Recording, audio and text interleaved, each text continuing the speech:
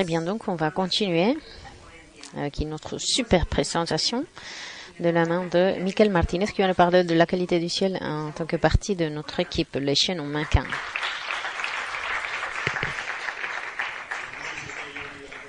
Bon, je ne sais pas si je suis tout à fait d'accord avec ce qu'elle a dit, parce que après les extraordinaires présentations d'aujourd'hui, je ne sais pas si je dois remercier les organisateurs de me permettre de parler ici, mais je vais baisser un petit peu le niveau. Donc, je vais vous parler du ciel en tant que une partie de notre équipe. Pourquoi cette idée?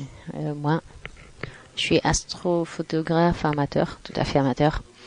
Puis j'aime beaucoup l'astrophotographie du ciel profond. Et puis je pratique cela depuis 17 ans. Et pendant ce temps-là, j'ai eu ma propre évolution et mon propre rapport avec le ciel. Et c'est ce que je suis venue ce que je veux partager ici. Je n'ai pas d'Excel ou d'informations super intéressantes. Je veux juste vous transmettre mes sensations concernant le ciel. Et quand j'ai mis ce titre, ce que je voulais dire, c'est que pour moi, en fait, même si j'ai l'impression qu'on a perdu un peu la qualité, un peu de ça, je pense que la qualité du ciel est fondamentale afin de développer des projets. C'est quelque chose qu'on connaît. C'est clair, non? Mais nous avons une perte de qualité du ciel. Et en général, cela nous rend moins résilients et ça, d'une certaine manière, on accepte cette situation. Donc voilà, le chaînon manquant dans tous les projets, il y a beaucoup d'activités qu'on peut développer, mais tout va s'écrouler s'il y a une partie de la procédure qui n'est pas à la hauteur. Donc le maillot le plus fragile qui peut faire que une capture de données, une photo, etc. Ne soit pas réussite. Quand je parle du chaînon manquant, je parle de moi parce que je donnais pas assez d'importance à la qualité du ciel dans le passé. Puis, Dieu grâce, j'ai eu des circonstances qui m'ont fait corriger cette erreur, qui m'ont aidé à corriger cette erreur. Donc, lorsqu'on parle de la qualité du ciel, on parle des conditions météo atmosphériques que nous allons avoir. Voilà une photo d'hier, photo de satellite. Je vous la montre parce que des fois, vous voyez, nos amis français, hier, ils ne pouvaient pas faire grand-chose. Au Pays Basque, vous voyez, moi j'habite à Vitoria, qui est juste là, à côté de Bilbao. En dessous de Bilbao, toujours. Donc c'était nuageux, donc c'était compliqué que de mener une activité astronomique. Nos collègues français ont du mérite quand même. Parce qu'ils ont un ciel qui est souvent moins bon que le nôtre. Donc la qualité du ciel et la qualité de notre atmosphère qui a des composants intrinsèques de l'endroit où on développe notre activité. Des fois on peut pas choisir qu'il y ait des fonds qui rentrent dans l'ouest, qu'il y ait de l'humidité, etc., etc. Donc tout cela on ne peut pas contrôler. Et donc voilà, ça crée des conditions intrinsèques de notre ciel, de là où on est. On peut se déplacer, on peut bouger, mais bon, c'est compliqué quand même. Donc dans ces conditions-là, des fois, les observations sont compliquées.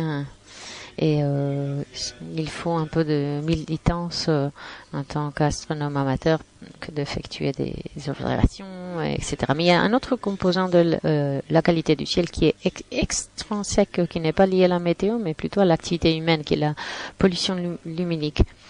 Donc oui, je parlais de la pollution lumineuse. C'est quelque chose dont il faut tenir compte. Toujours.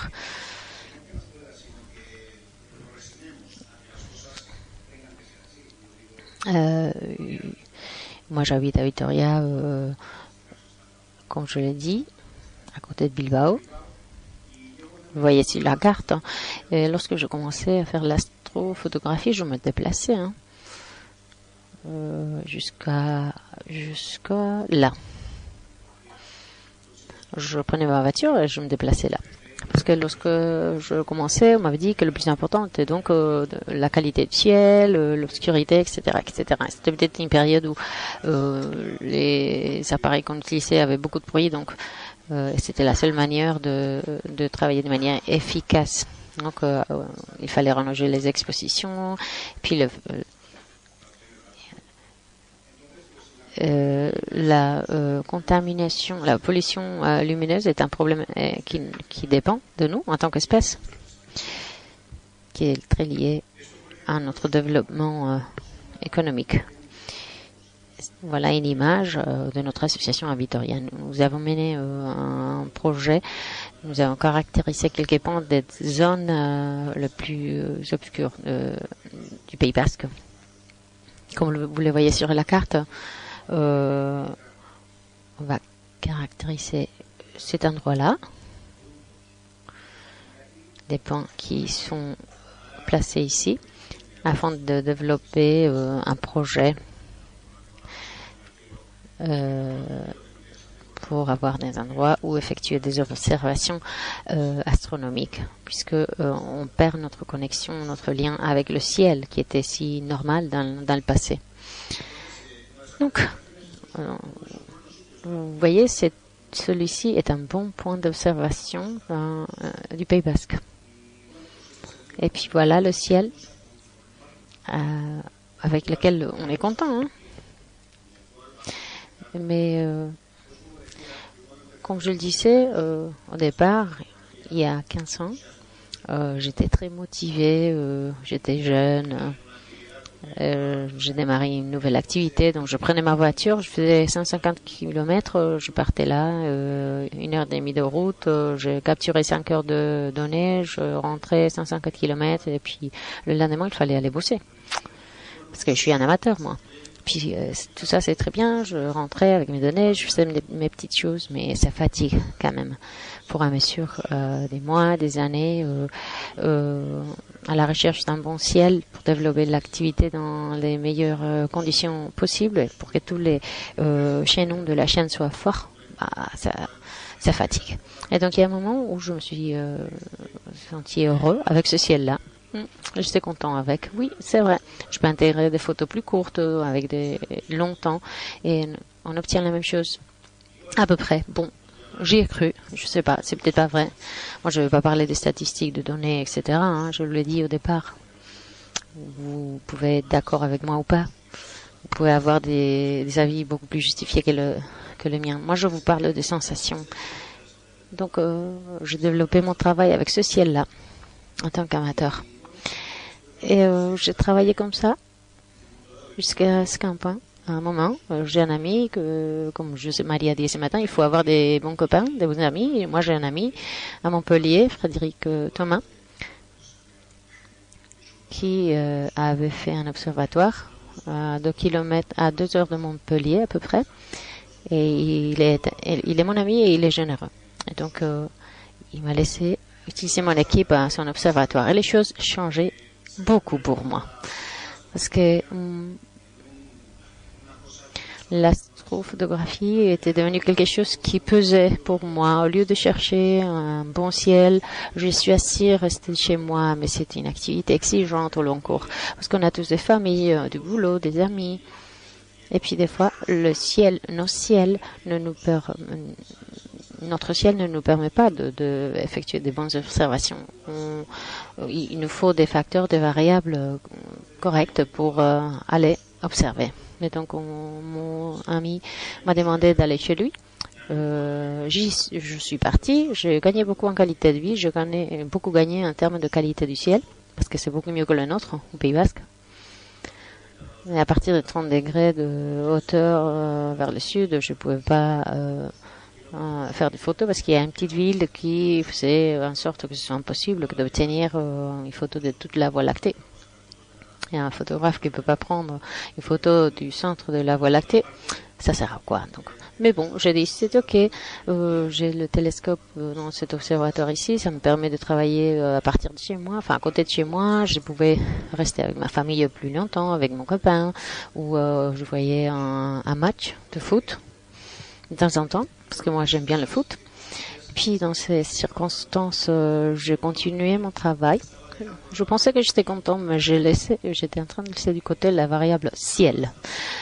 J'avais priorisé autre chose. C'est raisonnable, mais je commençais à ne pas regarder la qualité du ciel comme étant un facteur déterminant de mon travail. Puis je continuais comme ça jusqu'à il y a 3 ans. Et là, quelque chose s'est passé. J'ai pu installer mon équipe au Chili. Et puis, mon ami Cédric Thomas, et puis son collègue et ami Franck Yobard.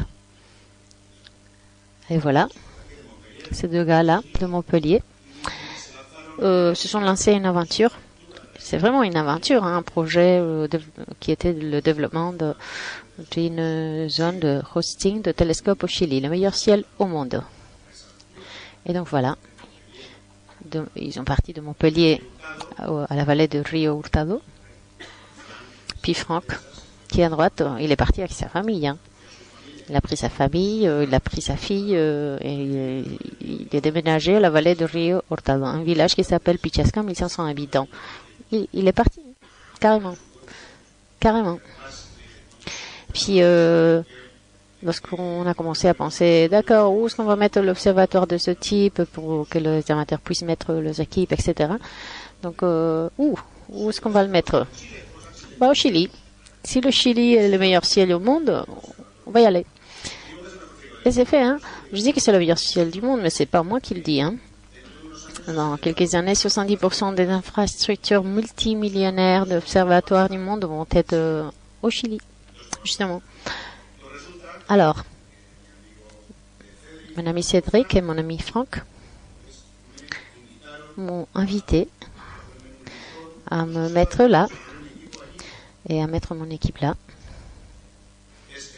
Donc c'est le rêve de n'importe quel amateur de l'astronomie et l'astrophotographie. Moi, je n'ai pas un rapport commercial avec mes collègues, c'est juste l'amitié et puis bien sûr le remerciement que je leur porte parce qu'ils m'ont laissé mettre mes affaires là.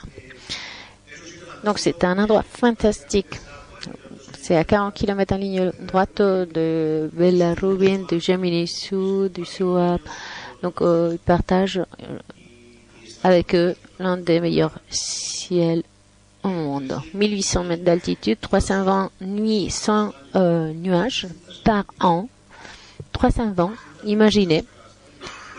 Une humidité relative des 20-30%, un flux atmosphérique laminaire, un signe de 0,6. Bon, des conditions incroyables pour la pratique de tout type d'astronomie, pratiquement. Donc, vous voyez ici un graphique des conditions d'humidité de hier soir, enfin de cette nuit. 40% d'humidité. Quand j'ai vu ça, la première fois, quand j'ai installé tous mes affaires là, j'ai appelé Franck et je lui ai dit, d'accord, vous avez un problème avec les capteurs, les pointages ne vont pas, parce qu'ici au Pays Basque, lorsqu'on a 70% d'humidité, on est très content. Et cela a une influence importante sur le seeing. Si vous faites de la haute résolution, c'est critique. Donc voilà le ciel qu'on a là-bas au Chili. Donc, je parlais des caractéristiques intrinsèques du ciel, le seeing, etc., etc.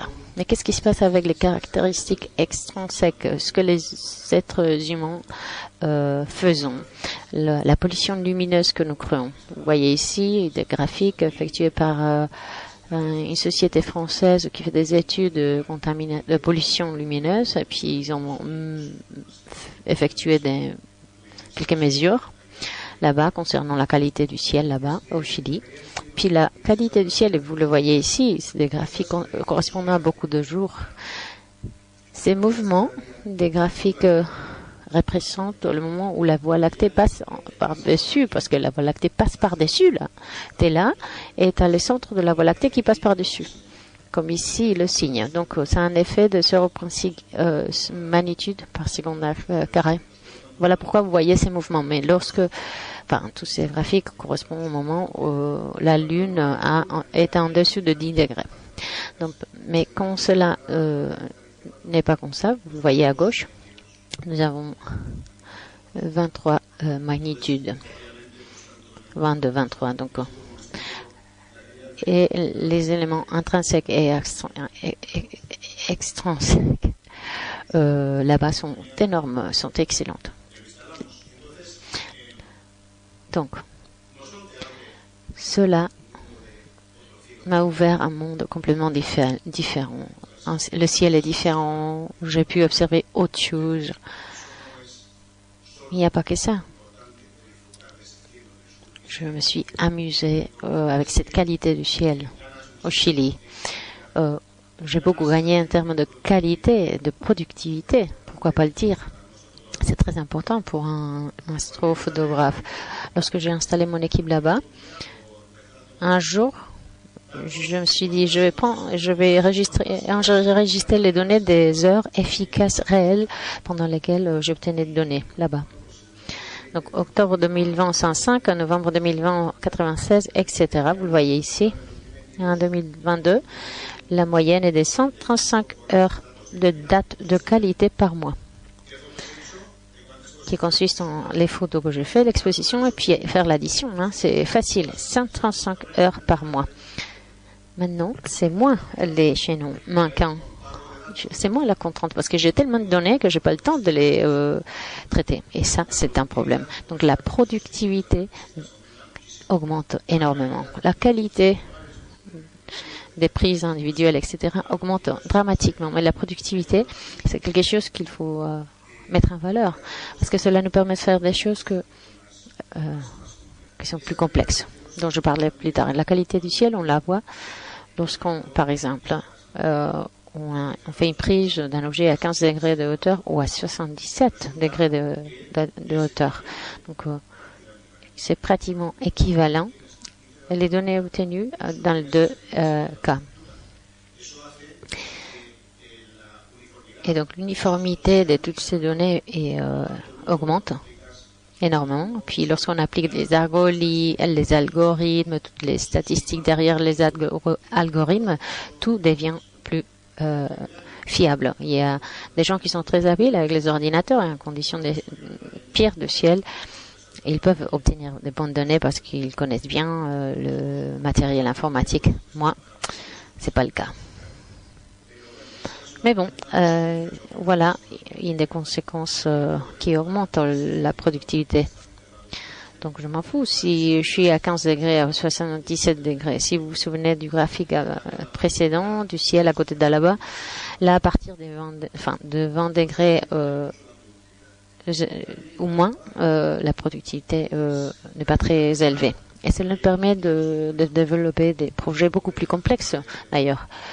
Voilà la constellation. Vous voyez ici quelques supernovas. C'est un projet de 8 panneaux. Un mosaïque de 8 panneaux. 11 degrés x 7 degrés. Des filtres LRGB.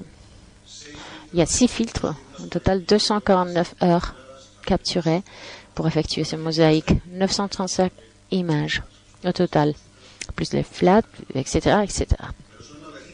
935 images. Alors, donc aborder un projet comme cela dans notre ciel, c'est très compliqué. Je peux avoir un observatoire à distance ici, mais le ciel ne me permet pas d'obtenir cette productivité. Donc, c'est un projet qu'on peut développer au Chili en 3 mois, mais ce serait un projet qui durerait des années ici. Et si on va à la montagne à prendre des photos, ça dépend de la vie. Donc, la qualité du ciel a un lien direct avec ce qu'on peut développer, ce qu'on peut faire. Et donc voilà ce que je voulais partager avec vous. Soyons résilients, défendons un ciel noir.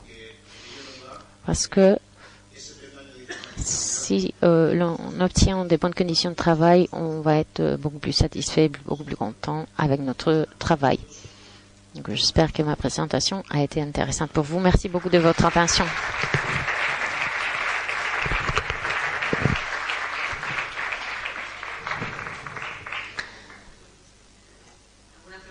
Y a-t-il des questions dans la salle?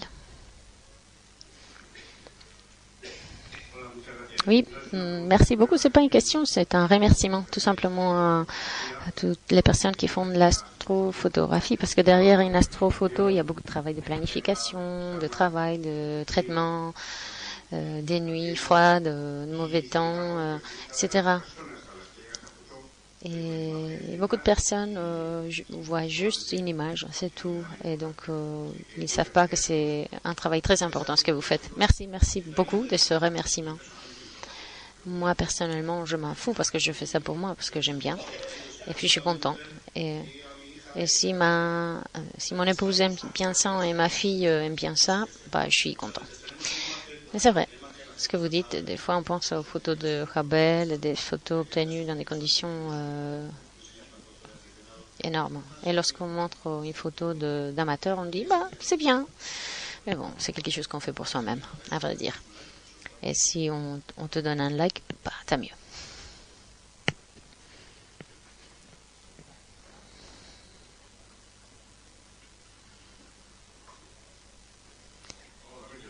Michael, bonjour. Je suis ravie de t'écouter. Puis j'ai un commentaire. J'étais à San Pedro de Atacama et on était presque 25 nuits de suite en train de faire des observations. La lune nous a dérangé un petit peu des fois, mais bon, j'ai noté toutes les photos qu'on faisait. Et c'est curieux. Je voyais que la nuit, il n'y avait pas de rosée. Bon, c'était un plaisir que de travailler là. Il y a des points dans la péninsule ibérique où on peut avoir des ciels semblables, même si l'horizon est complètement détruit, mais il y a des choses très intéressantes. Mais tu as raison, il faut se battre pour que le ciel noir ne disparaisse pas, les cieux noirs ne disparaissent pas. Il faut dépolluer le ciel, il faut convaincre les mairies pour qu'ils remplacent le LED blanc par des LED PC ambar. Et puis maintenant qu'on a ces crises énergétiques grâce à M. Poutine, je crois que c'est le bon moment de le faire. Oui, c'est vrai, il y a des endroits formidables dans la péninsule ibérique pour l'observation du ciel. Hein. Je ne les connais pas tous, mais c'est compliqué que d'obtenir des horizons où à 15 degrés on puisse faire des photographies merveilleuse. Hein. Moi, en Argentine, j'étais en contact avec les gens de l'Observatoire de Casillo à San Juan. Il y a des gens qui sont très sympas, qui veulent travailler avec des astrophotographes. Et donc, ils parlent espagnol d'ailleurs. Donc, c'était un avantage énorme. Donc, ça pourrait être très intéressant. Oui, c'est sûr. Bah, Cédric parle espagnol parfaitement. Donc, ça aide aussi. Merci. Merci bien.